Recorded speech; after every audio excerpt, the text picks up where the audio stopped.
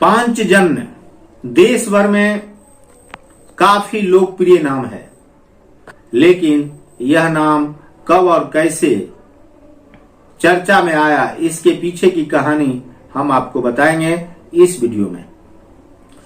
महाकवि आरसी प्रसाद सिंह की एक रचना पांचजन्य 1945 ईस्वी में प्रकाश में आई। इस रचना के प्रकाशित होने के बाद पहले संस्करण के तौर पर इसमें महाकवि आरसी प्रसाद सिंह की रचना की कविता शामिल थी। आज 15 नवंबर है और आज महाकवि आरसी प्रसाद सिंह की पुण्यतिथि है, इसलिए हम आज महाकवि आरसी प्रसाद सिंह के पुण्यतिथि के अवसर पर पांचजन्य की चर्चा करेंगे, जो महाकवि आरसी प्रसाद सिंह रचित है। बताया जाता है कि कवि की भाषा में लगातार गंगा जल सा पवित्रता का वर्णना पांचजन्य काव्य कृति के रूप में साहित्य जगत में प्रतिबिंबित है। इस रचना के 2 संस्करण प्रकाश में आए और प्रकाशित करवाए गए। पहले संस्करण की कई कविताओं को द्वितीय संस्करण से निकाल दिया गया और इस संस्करण में कई नई कविताओं को संग्रहित किया गया। दोनों संस्करण में तकरीबन 50 वर्ष का अंतराल भी रहा। महाकवि आरसी की कृति में कविताओं की एक रूपता देखने को मिली है। कवि ने एक सामान्य मानव के जीवन में सर्वत्र एक कलह, निरानंद, असंतोष आदि पर बल देते हुए इसके सम निष्पादन की मार्ग को बताते हुए धार्मिक प्रवृत्ति की ओर अग्रसर होकर मानव जाति के कल्याण की राह को अपने काव्य का रूप दिया है। पांचजन्य में घोषित भावनाओं का ख्याल करते हुए कवि आरसी ने इसमें कविताओं का संग्रह किया है। प्रथम संस्करण के भूमिका लेखन का कार्य करने वाले डॉक्टर धर्मेंद्र ब्रह्मचारी शास्त्री ने कवि को हिंदी साहित्य का अक्षर पुरुष भी बतलाया, जबकि द्वितीय संस्करण की भूमिका रचने वाले हिंदी के श्रेष्ठ समीक्षक डॉक्टर शैलेंद्रनाथ श्रीवास्तव ने भी महाकवि को हिंदी साहित्य का ध्रुव तारा बताया। पांचजन्य संबोधन, अंतःपुर, उत्तम पुरुष एवं सप्त स्वर में कविताओं के उद्घोष के अनुसार वर्गीकरण भी इनकी कविताओं को किया गया है, जो पांचजन्य में प्रकाशित हुई।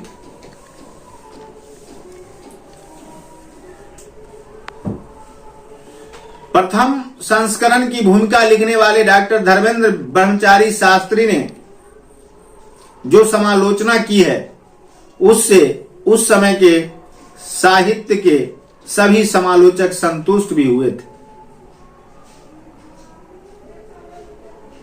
मेरी नजर में महाकवि आरसी प्रसाद सिंह की यह रचना पांचजन्य अनुभूतिवाद का ही परिणाम है। महाकवि ने पांचजन्य कृति के लेखन में सरलता में अनंत की अनुभूति, मरण में शाश्वत जीवन की अमिट लालसा, दीपक में अमर ज्योति, सीमा बंधन के बाद असीमा का बखान शायद यह बतलाने के लिए काफी है कि पांचजन्य के रूप में कवि ने हमारी हृदय बीना के सभी तारों को झंकृत करते हुए एक तान का आगाज किया। वह इस रूप में है, हमारे बीच है, और कवि का यह तान आप सभी की जिह्वा पर भी अवश्य आ जाएगा। हे मनुष्य तू महान, तू महान, तू महान। यह स्वर है महाकवि आरसी का। मनुष्य जन्म से लेकर मरण तक ऊपर उठने की बात करते हुए जीता है, तो कवि ने इसे इस रूप में लिया है। तू गगन से और भी ऊपर उठो, ऊपर उठो, हे मनुष्य तू महान, तू महान, तू महान। यह प्रथम संस्करण में इस प्रकार की रचना के साथ कवि का यह आगाज था, जबकि द्वितीय संस्करण में पांच जन्म में 72 कविताओं को शामिल किया गया है। इसमें वर्ष 1945 से लेकर 1990 तक की कविताओं का संग्रह है। महाकवि आरसी ने इस ग्रंथ का नामकरण वर्ष 1945 में पांचजन्य रखा, जो आगे चलकर इतना लोकप्रिय हुआ कि इस नाम से प्रभावित होकर एक समाचार पत्र, जो हिंदी का साप्ताहिक समाचार पत्र हुआ, और उसका नाम भी पांचजन्य रखा गया।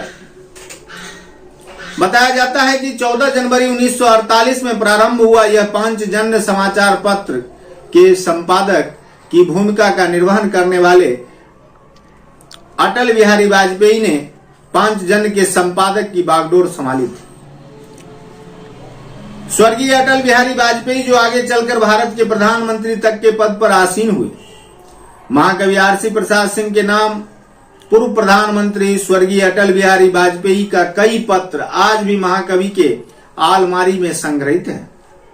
इससे इस बात की पुष्टि होता दिख रहा है कि महाकवि के इसी पांचजन्य की भाषा से प्रभावित होकर इस साप्ताहिक समाचार पत्र का प्रकाशन अटल बिहारी वाजपेयी ने किया होगा। चूंकि यह समाचार पत्र की निष्ठा व स्वर आज भी आरसी के पांचजन्य की भाषा बोलता है।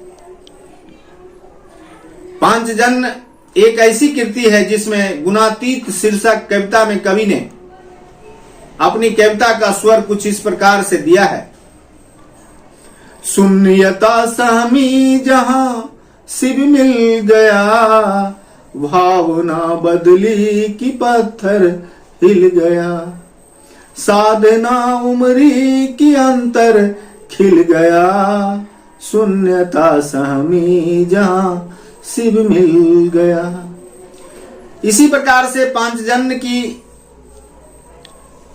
कविताओं में कृतार्थ में कवि का स्वस्वर कुछ इस प्रकार से कविता का सृजन करता है, जिसे आप भी सुनेंगे तो आप भी गा उठेंगे।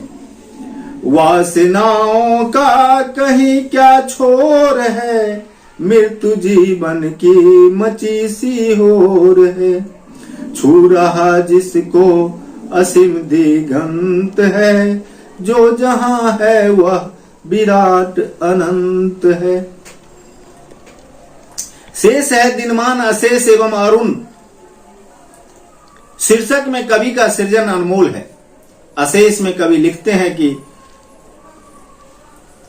मानव का अहंकार तेरा क्या कार पाएगा, मानव का अहंकार तेरा क्या पाया पार, तू वहां प्रकाश का जहां समावेश नहीं, शेष नहीं शेष नहीं। वही अरूप में कवि का कथन है और पंक्तियां भी इस प्रकार से है। रूप नहीं अब तो है, शेष रहा नाम मात्र, गणना के पहले यह एक सर्वरिक्त मात्र। शेष है दिनमान में कवि की पंक्तियां कुछ इस प्रकार से है और कवि इसमें अपनी मन की बात लिखता है। शेष है दिनमान जीवन का पुनर्निर्माण कर, ध्वस्त जो कुछ हो गया है वह कहीं क्या खो गया है, अंकुरित हो जाएंगे फिर बीज निश्चित हो गया है, शेष है दिनमान जीवन का पुनर्निर्माण कर। भ्रमण शेष में कवि ने लिखा है, तू अभी तक के परिभ्रमण मेरा भ्रमण तो शेष है, यूं भटकता जाएगा तू बोल कब तक योनियों से यूं लटकता जाएगा तू। इस प्रकार से कवि ने पांचजन्य में अपनी कविता की पंक्तियों को पिरोया है और उदासीन शीर्षक कविता देकर भी कवि उदास नहीं होता है और सब जिम्मेवारी ईश्वर को दे डालता है। इस प्रकार हमारे जैसे समीक्षक को यह पंक्तियां काफी संतुष्ट कर गई और हमें इस पंक्ति की विवेचना करने पर मजबूर कर गई। मुझको तुम्हारी जीत क्या ओ हार क्या, जीतते हो तुम हारते हो तुम, तू स्वभाव से महान रुको नहीं बढ़े चलो, क्या प्रकट हो गया, मुझको तुम्हारी जीत क्या, ओ हार क्या, जीतते हो तुम हारते हो तुम। यह कवि अपने ईश्वर को कहकर इस प्रकार की पंक्तियों का सृजन करता है। कविता पढ़ने तक ही रह जाता है। हालांकि कवि के कहने का तात्पर्य है कि हे मनुष्य, तुम अपना स्वरूप मत भूलो, तुम स्वभाव से महान हो। क्या कोई ऐसा है, क्या तू है इसका अपदार्थ, निकल जा मौत घेरे में, तुम हमें संभाल लो। तू उलझा उलझा रहता है, मैं छिपा रहता हूं, देह है पापिनी। प्रतिस्वर जैसे शीर्षक देकर कवि ने अपने अंदर की बातों को सुर और लय प्रदान किया है। आत्मसमर्पण में कवि ने लिखा है कि शक्ति प्रयोग किया बहु तेरा, अब तो आत्मसमर्पण कर दे, अपनी इच्छा की बलि देकर प्रभु की इच्छा पूर्ण कर दे, अब तो आत्मसमर्पण कर दे। पांचजन्य की सफलता का मर्म इस कृति के शीर्षक कविता यदि सफलता चाहता है में निहित है। तभी तो कवि ने लिखा है, यदि सफलता चाहता है तो परिश्रम कर अथक, शांति तो केवल मरण में या नहीं अंतःकरण में। तू कुशलता तो दिखा संसार सागर संतरण में, यदि सफलता चाहता है तो परिश्रम कर अथक, शांति तो केवल मरण में। इस प्रकार से कवि ने अपनी काव्य को गुनगुनाया भी है और पाठकों के बीच रखा भी है। कवि की दो पंक्तियां बरबस हमें बार बार अपनी ओर आकर्षित कर रही है और उसे हम आपके बीच रखते हैं। उलझ गया तू तो बाहर ही, कुछ अपने भीतर भी देख, ओ परदेसी भटक गया तू, शिव देखा सुंदर भी देख।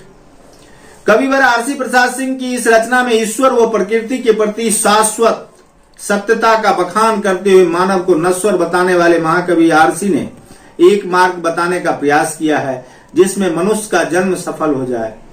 कभी शिव के रूप में जगत का स्वामी तो कभी कृष्ण के रूप में ईश्वर के स्वरूप का बखान करने वाले महाकवि ने इस कृति में अपनी आवाज से हिंदी साहित्य जगत को एक कवि के रूप में प्रतिस्थापित करते हुए साहित्यकारों की टीम में लोकप्रियता हासिल कर ली। महाकवि आरसी प्रसाद सिंह की इस रचना पांचजन की समीक्षा का यह क्रम जारी रहेगा। देखते रहिए संजीवनी विहार और पाते रहिए साहित्य से संबंधित नई नई जानकारियां। यदि आपको यह वीडियो अच्छा लगा हो तो आप इसे लाइक, शेयर, कमेंट एवं हमारे चैनल को सब्सक्राइब अवश्य करें। देखते रहें संजीवनी विहार।